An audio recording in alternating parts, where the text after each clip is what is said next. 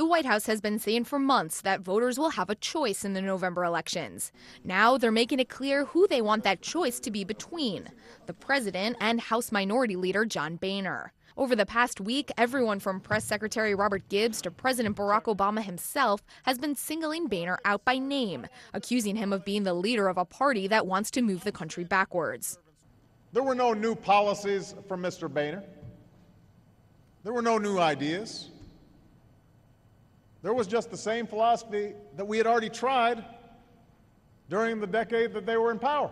Much of the spat between Boehner and the White House has focused on tax cuts. At issue is the end-of-the-year deadline to renew cuts enacted under former President George W. Bush. Obama wants to renew the tax cuts for those earning less than $250,000 a year, while Republicans want to extend the cuts across the board, including to the highest income earners.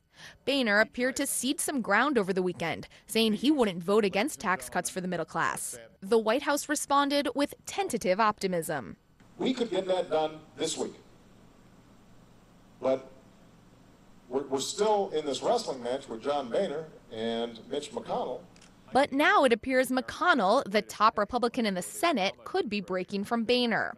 A day after Boehner raised the possibility of a compromise, McConnell's spokesman shot it down, saying every Senate Republican would oppose Obama's plan to extend the cuts only to the middle class.